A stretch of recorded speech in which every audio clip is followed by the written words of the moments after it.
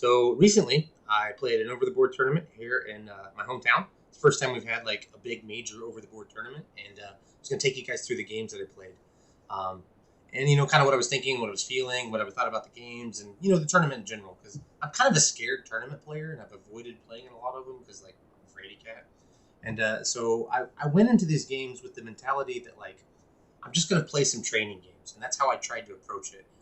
They didn't post the ratings with the pairings, and I made an effort to not go look at the ratings of my opponents until after the event was over, which was kind of interesting because as we got into the game, I started like thinking like trying to figure out like how strong are they based on how the game was going. So I had the black pieces in the first game. I'll go ahead and flip the board here, and I get this knight c3, which is like a pretty weird move. I guess it's not so weird because I assume we're going to play knight f3 and we're going to go into the 4 knights. So we go here, takes, and nope, we're not going in. So we get the exchange variation with this knight already on c3, which we should already be happy about. I mean, like black's already like equalized. I should feel pretty good. So he plays pawn up, and we go here, and then this a6, which again, really kind of a weird move. I suppose his idea is that he doesn't want me to come here, or maybe he doesn't want me to come here. Or maybe he is just trying to like avoid putting the knight on f3 so that I can't play knight g4 or bishop g4. So, well, I want to get the bishop out because I'm going to go for this setup with the here, and I'm going to put my knight on e2. So given that I want to put my knight on e2, I'm kind of forced to play this bishop f5 now. So out comes knight f3 now, and I go e6, and now bishop f4. And like I'm annoyed by these kind of moves because like I want to put my bishop on this diagonal, and I don't want to trade it. And I don't want to put my bishop here, because then that leaves his bishop looking pretty great. So I played bishop d6, because why not? And he defended it with the queen, which I was like, what? Because this just hangs a pawn. And so, okay, fine, I'll take your pawn. But it's not actually that great. It turns out that, like, after, say, here, I have to move my king. Like, he's going to play this move, and I can't stop it. Like, it's pretty obnoxious. He's also threatening to come here for a fork, and I'm not ready to castle yet. So, actually, it turns out that maybe taking this pawn is not such a great idea after all. I was a bit blessed because he played bishop b5. And this bishop b5 stuff happens all the time against I see a lot of lower rated players playing it, and it's not without merit, honestly. Here, it doesn't really do anything. But if we say go back to an earlier version of the exchange variation, maybe you want to test normal without this knight c3. Maybe just d4 here, and say now say knight f3. We play knight c6, and now bishop out. This is actually a little bit tricky because if we go with our normal idea of playing like so. I can even just play f3, and if we're just willy-nilly going about our way, and it's just play e6, well then queen a4 happens, and we already have some pressure here. And let's say we don't really ignore it, say we try to play this way, well then knight e5 happens.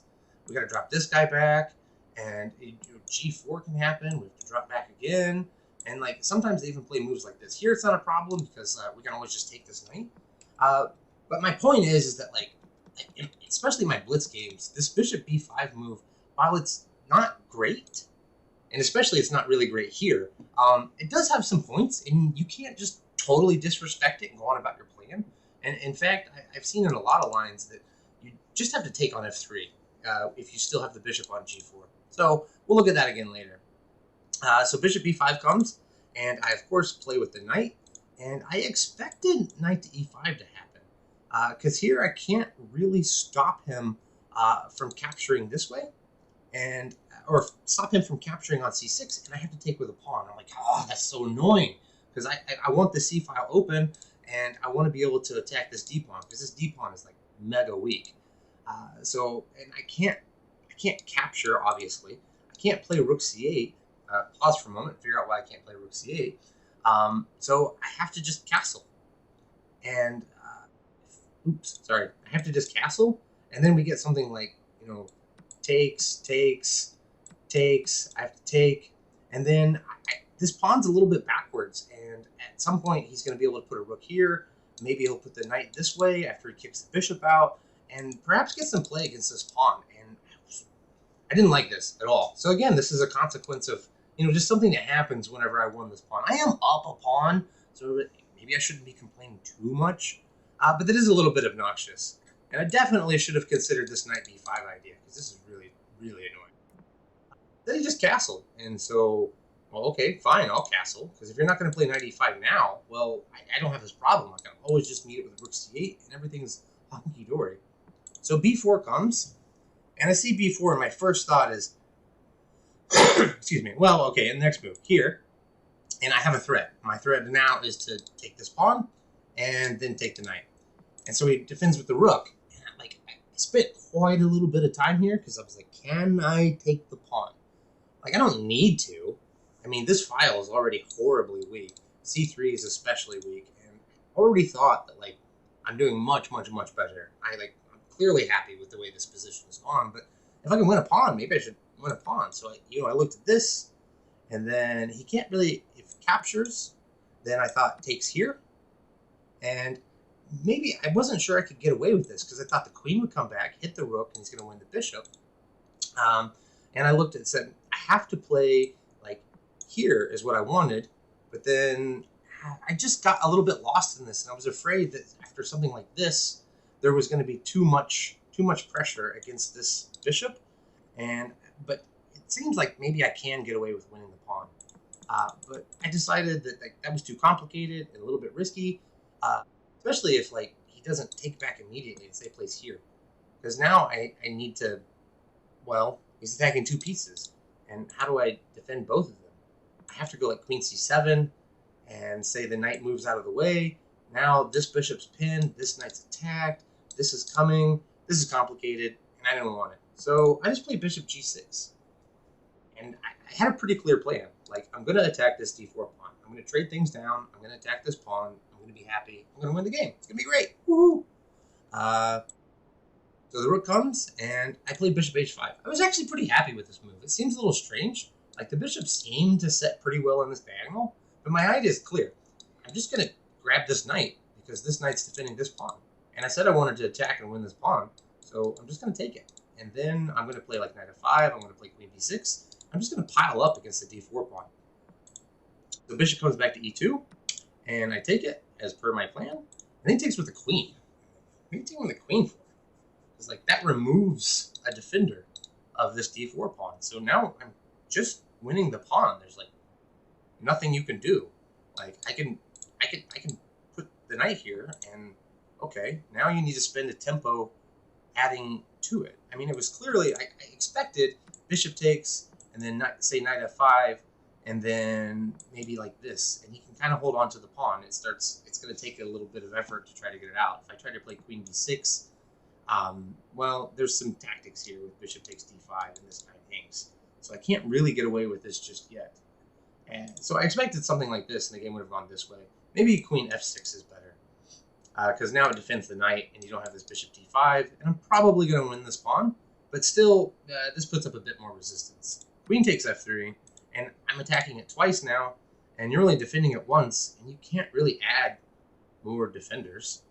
So he plays bishop b5, strange, it doesn't do anything. I suppose his point is that, I don't know what his point is. It doesn't work. I mean, if my king were here or rook were here, it might be great. But so I have a decision. Do I take this way or do I take this way? And I thought this is super solid, because I mean, he can take here or take back the knight. Everything's great. We're perfect. But I can take the other way, and I think it is better and it is stronger, because I can go here, and these knights look great. And I thought that there might be some tactical chances down the c file. This feels a bit scary, especially because, at some point g4 can come, which, foreshadowing, g4 comes, and I have to do some calculation, which maybe I didn't need to do, but I do think this is definitely stronger. I'm hitting the queen, so the queen's got to move. So he plays here, and then I hit this bishop with tempo. And, I mean, he can already consider playing g4, but I can probably play the same idea here that I played in the game, so I won't spoil it for you. And so he drops back, and then I played here, and I had an idea. My idea was that he was going to go He obviously can't play here because I just take it. I'm just going to take it. But I figured he would play here, and I had a cool idea. I'm just going to play takes, and here, and we win the queen. Everything's great. We're wonderful. So he didn't do that. Instead, he played, sorry, not g4 there. Instead of bishop to b3, played g4. And when he originally, when I was looking at this, I intended to meet g4 with queen g5. It's a pin. It's pretty obnoxious, but I wasn't quite sure what to do if he just, for example, played h3. It wasn't obvious to me, and this felt shaky, and I was uncomfortable with it. That I didn't want to lose a piece. I'm winning the game cleanly, and there's no reason to take additional risk here. And I calculated a whole bunch of lines, and I just didn't quite see it. This felt awkward. Or say he moves if he moves the king, I was going to be happy because I'll just take it, and then everything's amazing now. I'm doing absolutely fantastic. But after h3, or even queen to h3, I thought might be a potential move. I can just continue this way. Say he moves out of the way, well, then I just take it, and my knights are perfectly wonderful. But I played a different move that was a little bit trickier for him, I think, because I just played knight h4. Can't take my knight. Can't do it. So he dropped the bishop back, and I brought the knight here. And I'm sort of lucky that I paid attention here, because I thought for a moment I would just take this rook again with the same sort of fork that I intended. This fails pretty miserably, because this is mate 1. I mean, can't have that. So I give this check, and he plays king here. I really didn't think that was so great. I thought that king g2 was much stronger, and I would continue as I did in the game, but this just feels better because it's going to support h3 and defend the g4 pawn, and it's going to take a little bit of effort for me to figure out how I'm going to increase the pressure over here. Probably something like f4. So we get like this here, and yeah, just f5 I think is going to come, and this is definitely an attack. Definitely. I don't even know what to play. Say knight e2, just trying to bring an additional piece, maybe trying to come here. Well, this just allows me to take here, and if you take back, well, now I can do this, and there's no threat here, and I'm threatening to take here, and this would be crushing.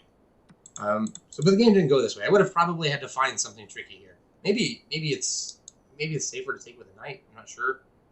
Either way, I would have to. I can open things up. I'm threatening here. I'm making all kinds of crazy threats. He's in a lot of trouble. Didn't go this way. Instead, just played king to h1. Feels a bit natural. But now just queen h4 comes. I'm threatening mate. And there's only one thing he can do to stop that, and that's the sack. And so now I'm just up a clean piece, and it's like a mop-up job.